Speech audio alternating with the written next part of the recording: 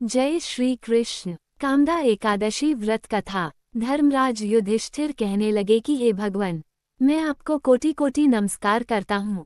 अब आप कृपा करके चैत्र शुक्ल एकादशी का महात्म्य कहिए।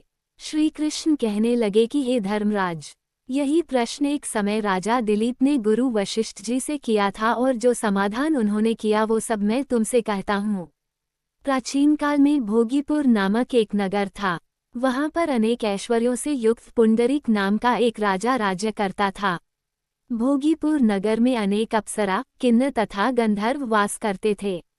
उनमें से एक जगह ललिता और ललित नाम के स्त्री पुरुष अत्यंत वैभवशाली घर में निवास करते थे। उन दोनों में अत्यंत स्नेह था, यहाँ तक कि अलग अलग हो जाने पर दोनों व्याकुल हो जाते थे। एक समय पुंडरीक की सभा में अन्य गंधर्वों सहित ललित भी गान कर रहा था। गाते गाते उसको अपनी प्रिय ललिता का ध्यान आ गया और उसका स्वर भंग होने के कारण गाने का स्वरूप बिगड़ गया। ललित के मन के भाव जानकर कारकोट नामक नाग ने पद भंग होने का कारण राजा से कह दिया। तब पुंडरीक ने क्रोधपूर्वक कहा कि तू मेरे सामने गाता हुआ अपनी स्त्री का स्मरण कर रहा है, अतः तू कच्चा मांस और मनुष्यों को खाने वाला राक्षस बनकर अपने किए कर्म का फल भोग। पुंडरीक के श्राप से ललित उसी क्षण महाकाय विशाल राक्षस हो गया। उसका मुख अत्यंत भयंकर, नेत्र सूर्य चंद्रमा की तरह प्रदीप्त तथा मुख से अग्नि निकलने लगी। उसकी नाक पर्वत की कंदरा के समान विशाल हो गई और गर्दन पर्वत के समान लगने लगी। सिर के बाल पर्वतों पर खड़े वृक्षों के समान लगने लगे तथा भुजाएं अत्यंत लंबी हो गईं। कुल मिलाकर उसका शरीर 8 योजन के विस्तार में हो गया। इस प्रकार राक्षस होकर वह अनेक प्रकार के दुख भोगने लगा। जब उसकी प्रियतमा ललिता को यह वृतांत मालूम हुआ तो उसे अत्यंत खेद हुआ और वह अपने पति के उद्धार का यत्न सोचने लगी। वह राक्षस अनेक प्रकार के घोर दुख सहता हुआ घने वनों में रहने लगा। उसकी स्त्री उसके पीछे पीछे जाती और विलाप करती रहती। एक बार ललिता अपने पति के पीछे घूमती घूमती विंध्याचल पर्वत पर पहुंच गई, जहां पर श्रृंगी ऋषि का आश्रम था। ललिता शीघ्र ही श्रृंगी ऋषि के आश्रम में गई और वहां जाकर विनीत भाव से प्रार्थना करने लगी। उसे देखकर श्रृंगी ऋषि बोले कि हे सुभगे, तुम कौन हो और यहाँ किस लिए आए हो? ललिता बोली कि हे मुने, मेरा नाम ललिता है।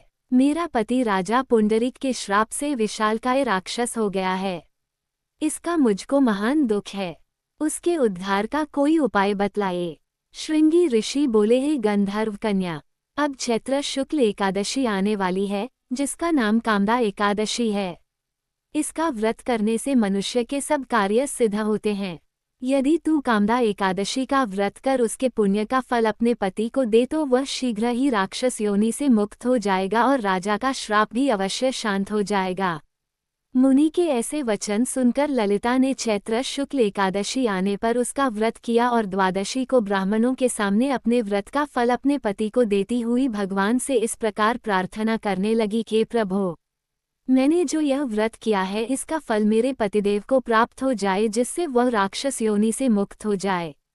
एकादशी का फल देते ही उसका पति राक्षस योनि से मुक्त होकर अपने पुराने स्वरूप को प्राप्त हुआ। फिर अनेक सुंदर वस्त्राभूषणों से युक्त होकर ललिता के साथ विहार करने लगा। उसके पश्चात वे दोनों विमान में बैठकर स्वर्गलोक को चले गए।